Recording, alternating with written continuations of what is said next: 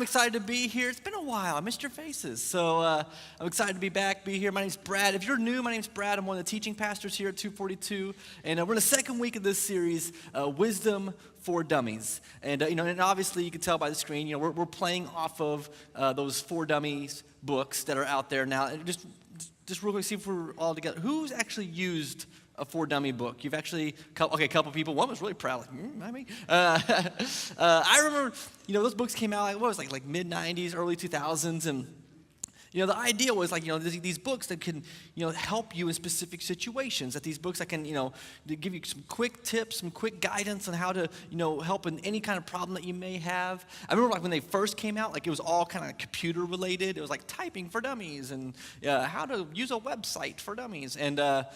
But then what's amazing to me, obviously we're doing this series, we're talking about this, so I had to do some research, so I'm like going through Amazon.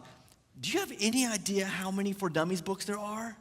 It is amazing. If you want to lose 20 minutes of your life, just go to Amazon and just start going down the list. It is amazing what is out there. I can't even make it up. There's one, it's called Anger Management for Dummies.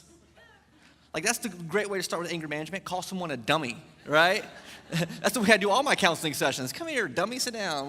What's wrong with you? It's amazing. And then there's these two. There's one, okay, it makes sense to me, okay? It's Windows 10 for Dummies, okay? That makes sense. Windows is a horrible operating system. It doesn't make sense how to use it. We all know Apple's better. And so it makes sense that we would need help with Windows 10 for Dummies, right? If you go on Amazon, and I'm not making this up, you could buy it tonight. If you go right below it, so there's Windows 10 for Dummies. Right below it is Windows 10 for Seniors for Dummies. How is that a different book? What was different in there? There's a louder typeface? What is there's a bunch of Rat Pack references in there, what makes it a different concept at all? And so but there's so many of these books, there's so many of them out there, it's amazing. And it's amazing to me that they're still around, right? Because at the time they came out, the internet was just kind of becoming a thing, and you needed, a place to go to with all this information, but now we want the information faster, right? I'm not going to drive to a bookstore, I'm not going to get a book, I'm just going to go online, I'm going to get the information quick. And that's kind of what this series is. The series is, we're kind of opening up this book, the Bible, and really, when you think about it, the Bible is kind of it's a For Dummies book for us, not we're dummies, but it's a book that helps us. It's a book that gives us wisdom. It's a book that shows us how to live in our lives, day-to-day lives. And actually, it's kind of misleading when we say, the Bible is this book, because the truth is the Bible is made up of many books. Right? It's made up of 66 books. And as you go through Scripture, as you read Scripture, you see there's all kinds of different literature in here. There's all types of different writing styles. There's first-person narratives in here. There's historical accounts and chronicles in here. You'll read poetry in here. And then smack dab in the middle of the Bible is a book called Proverbs. And this type of writing, it's called wisdom literature. And what's interesting is if all the Bible, is this book of all kinds of wisdom for you, like Proverbs is the one that most people is geared towards us today, I think. Because it's quick, it's easy. Like Proverbs, it's like the Twitter of the Bible. Seriously, you open the book of Proverbs, it's these short 140 characters, couple lines, just nuggets of wisdom that when applied to your life can have huge impact. And so maybe that's what I would challenge you to do this week, this month. While we're in this series, maybe each day, read a different proverb and say, you know what? I'm going to look for an opportunity to live that proverb out today. And for my time today, I want to share this one with you, and maybe I challenge you to live this one out this day. It says this, Proverbs 11, chapter 11, verse 17, it says this: those who are kind benefit themselves, but the cruel bring ruin on themselves. Those who are kind benefit themselves, but the cruel bring ruin on yourself. Solomon, you were here last week, we kind of set up this series. Solomon was one of the wisest kings. He wrote, this book. And he's talking about this idea of kindness. Which, I mean, if you're being honest, that doesn't get a lot of play in our culture, in our context. I mean, when you get this around and have your friends, when you're catching up, when you're having a Bible study, I mean, typically it's like, how are you doing? Great. How's your marriage? Awesome. We don't typically go, are you kind? You know, have you been kind today? You know, and in fact, the opposite is a lot of us, we view kindness as a detriment, right? Like, I'll be kind to a point. I don't want to be a doormat. And I'll be kind, to particular people, but, I'm not going to go full on, But here's Solomon who's writing this book, and he says, no. Kindness is not about the other person. Kindness benefits you. And cruelness, it doesn't just harm the other person. Cruelness harms you. So how are you doing in the area of kindness in your life? And it's interesting that Solomon highlights this, and you'll see this all throughout Proverbs. It's not just this one proverb. We'll read a couple more of them. But Solomon keeps saying, hey, this idea of being kind is very important. This idea of being kind, this is something you need to know. This idea of being kind is something you need to live out. And so here's my question. Where did he learn that? Where did he learn that? I mean, if you were here last week, Solomon is, one of the wisest people who ever lived. When he became king of Israel, God said, I'll give you anything you need to rule the nation of Israel. And he said, give me wisdom. I need wisdom if I'm going to do this job. But here's the thing, right? Wisdom is applied knowledge. But he still had to get the knowledge. Like, just because Solomon got wisdom doesn't mean like he knew everything. It doesn't mean he could just like rattle off the quadratic formula, just like, oh yeah, I know it. He still had to gain that knowledge in order to apply it in his life. So where did he learn the value of kindness? What's interesting is as you back up in Scripture, I think he learned it at home. In fact, I think he learned it from his father. It's funny, as I think about, this is where my mind goes. I don't know if you remember the 80s, if some of you were alive with me in the 80s, and, it was the whole big war on drug, campaign, and, I had all the commercials, like the egg, this is your brain. That one, And my favorite commercial was, it's like the dad, he's in the bedroom, and, the son's on the bed, and he's holding, a plastic bag of, I assumed it was oregano. Is that what, okay, I'm sure it's oregano. And you saw the commercial, right? And the dad's like, who gave you this? Who taught you how to use this? What do you know what this is? How did you learn about this? And the kid goes, and we can finish it even. The kid goes, I learned it from watching you. The dad's like, I'm horrible. Yeah, I think the opposite. I mean, I think that's exactly what happened to Solomon, right? I think he wasn't on drugs. I'm not saying Solomon was on drugs. I think he learned this from watching his father.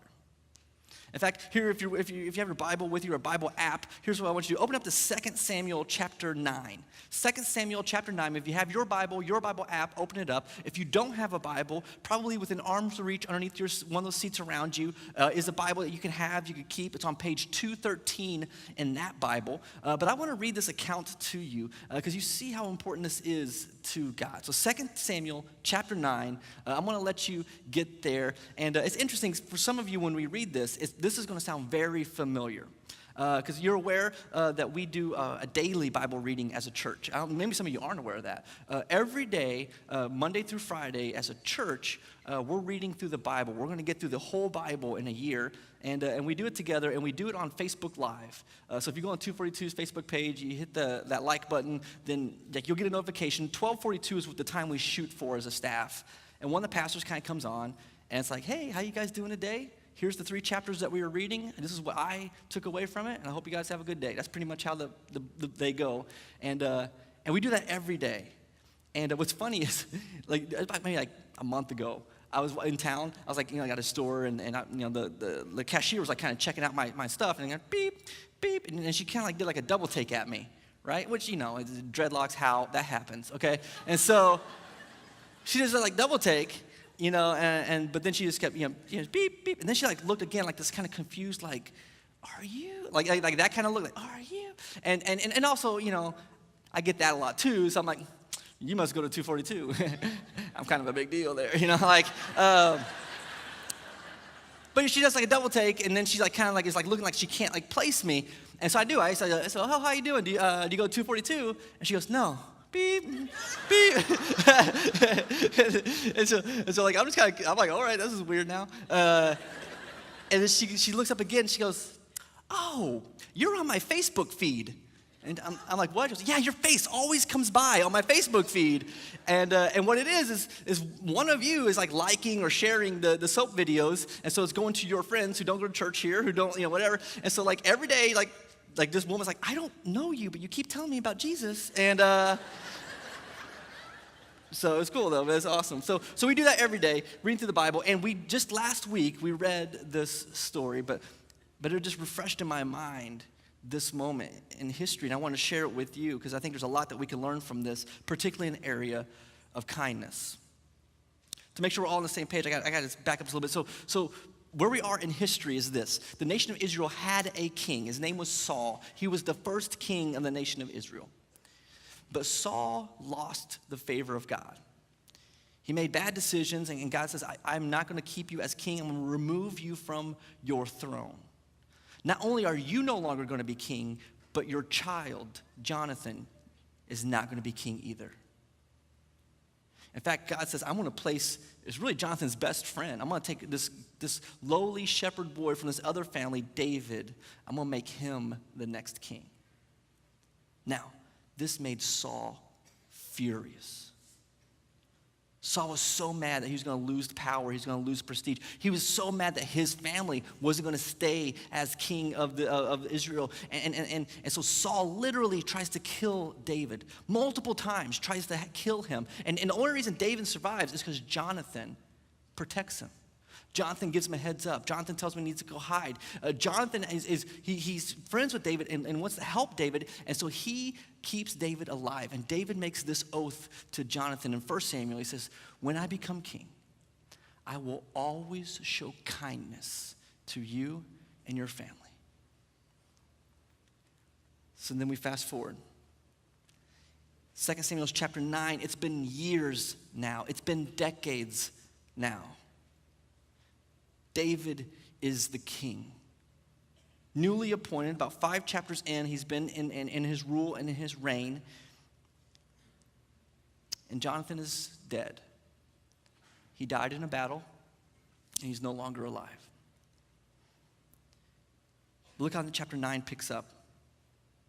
As David's trying to get his affairs together, he's trying to get his soldiers together, everything, the nation, as he's getting his kingdom set up, it says this, David asked, is there anyone still left out of the house of Saul to whom I can show kindness for Jonathan's sake?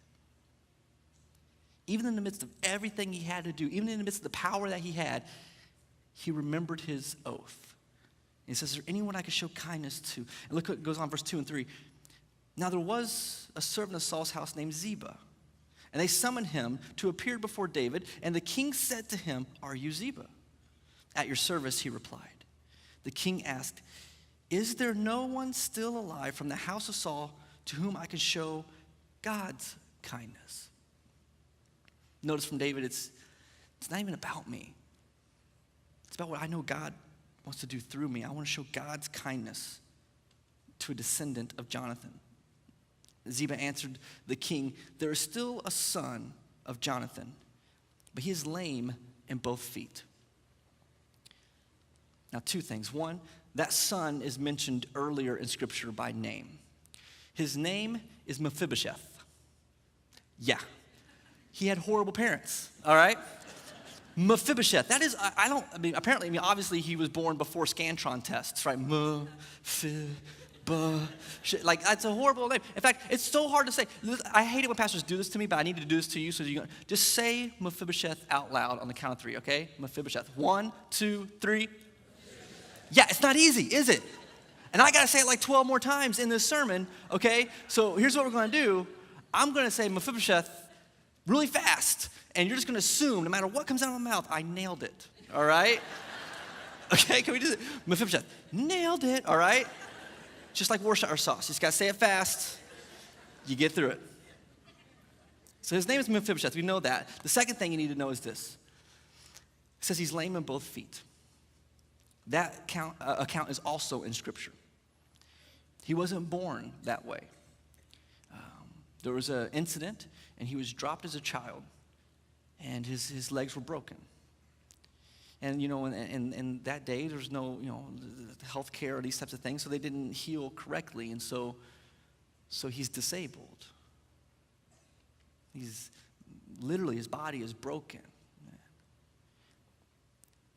And also, you just got to keep in mind that culture.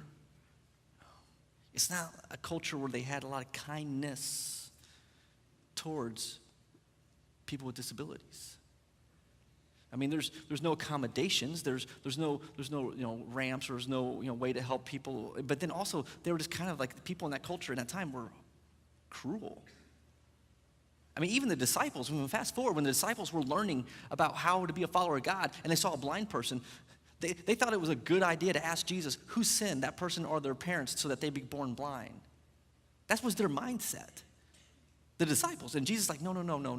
That's not what this is about. But the prevalent thought in that culture was these people were less than people, and they were treated as such. You see in Scripture, like oftentimes they don't have homes or jobs, or they're out on the street and they're begging to get by. This is Mephibosheth's reality. Not only that, look at the next verse 4. David asked, where is he? The king asked. Ziba answered, he's in the house of Machir, son of a male, in Lo-debar. Lo-debar. Like, Lo-debar is a Hebrew word. It literally means no pasture or no communication. He lives in the middle of nowhere. There's Mephibosheth, who's a broken person who is disabled. He lives where there's no pasture, there's nothing, there's no communication. He lives in the middle of nowhere. He could not, in the minds of the people in that culture, he could not be less of a human being. He is so insignificant to a king, but not to David. This is amazing. David sins for Mephibosheth.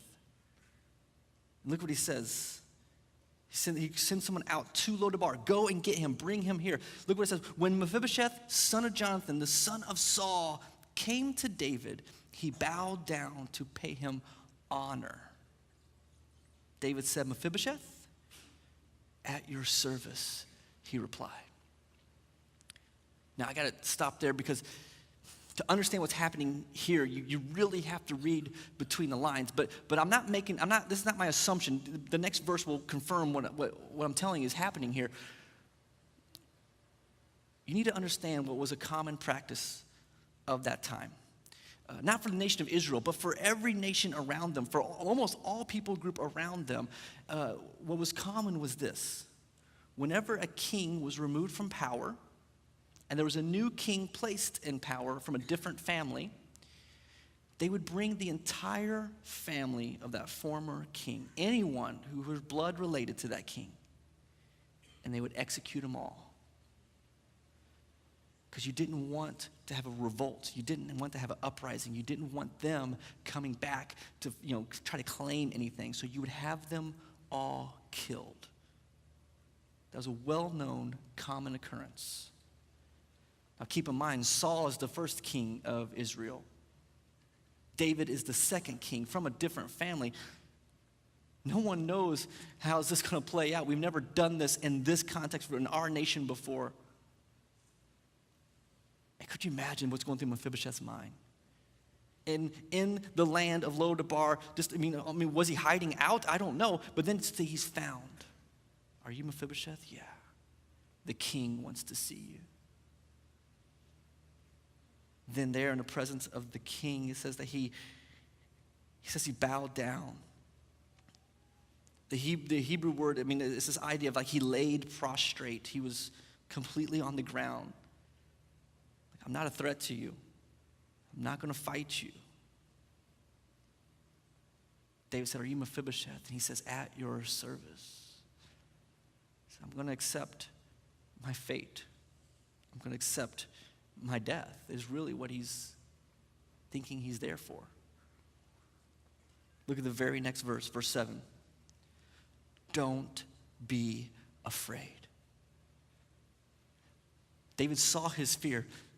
David knew what he thought was going to happen, but David's first words are, don't be afraid. And he goes on, look, he says, for I will surely show you kindness for the sake of your father Jonathan. I will restore you all the land that belonged to your grandfather Saul, and you will have all the land that belonged to your grandfather Saul will be given to you, and you will always eat at my table. I love that last line. You will always eat at my table. Let me ask you this. Who do you eat with? When you get a break at work, when you're at home, who do you eat with? You eat with people you like. You eat with people you love, right? When's the last time you just grab a stranger, like, hey, get in here, get some chicken? Like, no. David says, I'm going to show you kindness, and you will eat with me all of the days of your life. Look at verse 11, it ends up, it says, so Mephibosheth ate at David's table like one of the king's sons. I just love that image. He ate at the table just like one of his sons. I mean, here's a guy who was begging. Here's a guy who probably hadn't had a decent meal. Here's a person who felt so broken and ashamed and thought he was going to get death. And in the presence of the king, he gets this kindness. He said he ate at the table. Because just imagine the scene. Here's David sitting at the table, set up for a big banquet. At his side is Mephibosheth. The tablecloth of grace covering his brokenness. And in walks David's son Amnon, his beautiful daughter Tamar, his athletic, strong son Absalom. And every night, in walked Solomon, eating with his family, and this man, Mephibosheth, on who David showed kindness. Solomon lived a first-hand account. He had an object lesson daily in front of him that a kind man benefits himself as he saw his father grow to be a man after God's own heart. Even when David didn't get it right, but God's favor still stayed with him. He saw that a kind man benefited himself and that a cruel man, Saul, who tried to kill David, was ruined. Solomon writes these words because he knows they're true. He writes these words because he knows it could change your life. He writes these words because he knows this is the way to live if you are going to be the people of God. So my question is this. How are you doing in kindness? When is the last time you showed kindness? In fact, this week I want to challenge you to go out of your way to do that. And here's what the challenge is going to be. You need to do two things. If we're going to show kindness, there's two things that we need to keep on the forefront of our mind. One is this, that kindness, it's going to break your normal routine. It has to. Kindness is going to break your normal routine. I think, what keeps kindness from happening is it's not like hatred, it's just indifference. What keeps kindness from happening is people just being unaware of what's around them. So we need to break our normal routine. And when I say that, I'm not so much talking about physical routine. Maybe some of you do. Maybe some of you need to go to a different place you've never been. Maybe some of you need to go to a laundromat on Saturday morning and you need to sit there and talk to people. Maybe, I don't know, some of you need to experience something different physically. Go to a different neighborhood. Go to a different area of town. Maybe you do need to physically break your routine and go somewhere different. But for a lot of us, what you need to do is just break the routine of just being on autopilot. And you need to see the name tag of the person waiting on you and remember their name. Maybe some of you need to be aware of the people you're driving down the road. Whatever it is, but you just need to break that. For some of you, you need to break the routine of where you live. The street you live on, the people you live around. Break the routine of just pulling in your driveway and closing the garage door behind you and then never being seen again. Maybe you need to break that routine in your life. In Proverbs 14, Solomon puts it this way. He says this, it is a sin to despise one's neighbor, but blessed is the one who is kind to the needy. It is a sin to despise one's neighbor, but blessed is the one who is kind to the needy. I think we need to break our routines. If we're going to be kind, you got to do that. The second thing is this. If we're going to be kind, then we have to make compassion something we do. Not something we write about, not something we post about. It's something we do. Compassion needs to become a verb in our life. Mother Teresa had a quote. I love it. It's one of my favorite of hers. She says, "It is very fashionable to talk about the poor, but very few people talk to the poor." And I don't know about you, but I've fallen in that trap many a times. I've gone through Facebook feeds and saw injustice and just thought, wow, that's a shame. I've gone through news feeds and websites, and I've gone to our own, Livingston Daily, our own county, and seen, hurting people and people with death in our county, and I'm just like, oh, that must be so bad for that family, and I just move on with my life and talk a lot about the poor, but I'm not talking to the poor. What would that look like in your life if you made that switch? What would that look like if that was something that you were intentional? Whenever you saw poverty, you were going to speak to it. And when I say that, let me say this. Because when we start talking about the poor and we start talking about poverty, almost all of us go to money.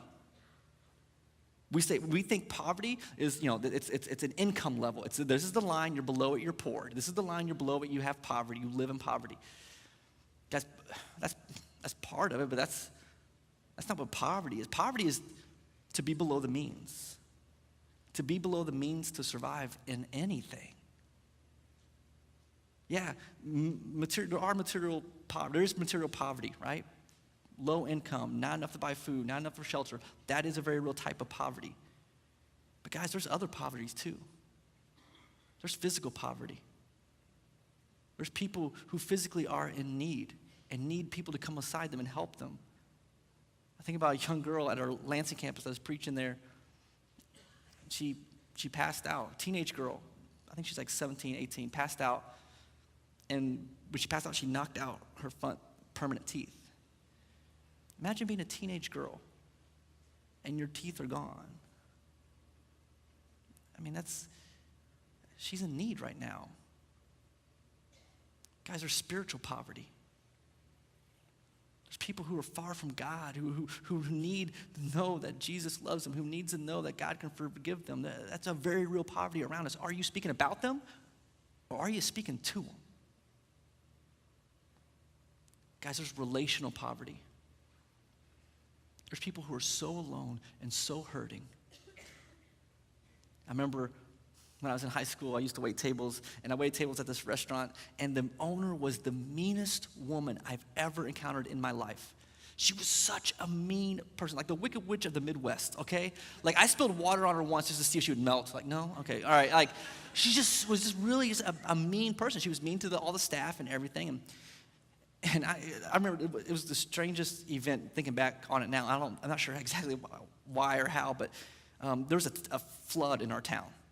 Like a huge rainstorm, the river that ran through town flooded, nobody could get home. We were all working that night, and I remember some of the other servers, like one of them lived kind of close, like, hey, we're all gonna go to my house, we're gonna have a party, right? And I was young, I was a brand new Christian, and I remember like, well, grace is a thing, so I could, but then I thought, no. I mean, literally, I thought, that's not wise. Nothing's good's gonna come from being at that party. They know I'm a Christian, they know I have the name of Jesus. No, guys, you go ahead.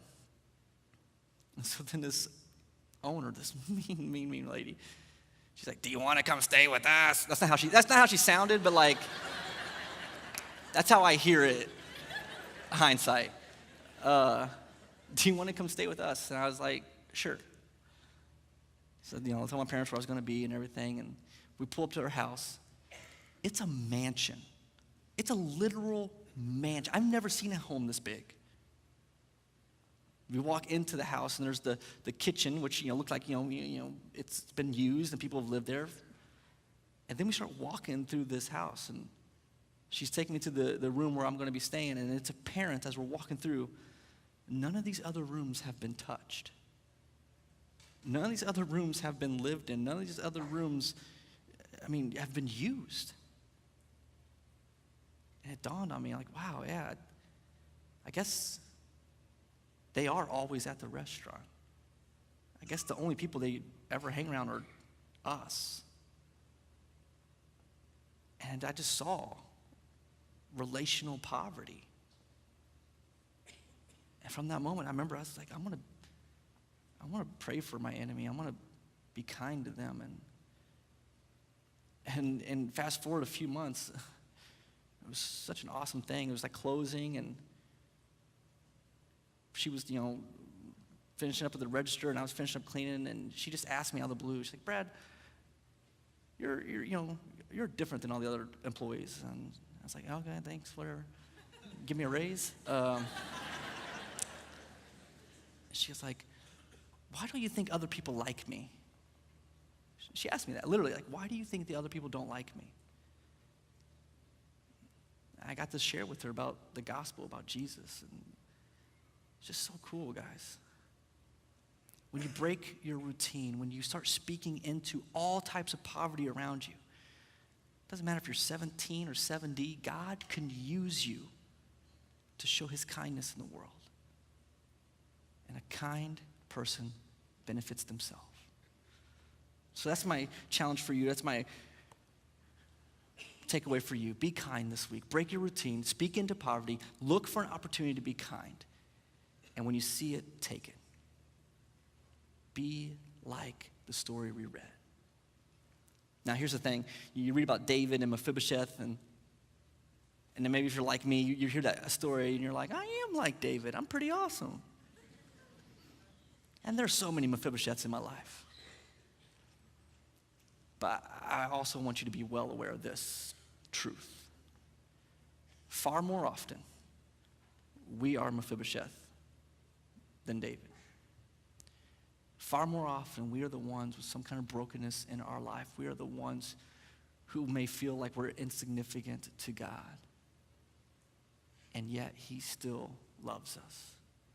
Yet, he still brings us into his family. Yet, we still get to eat together.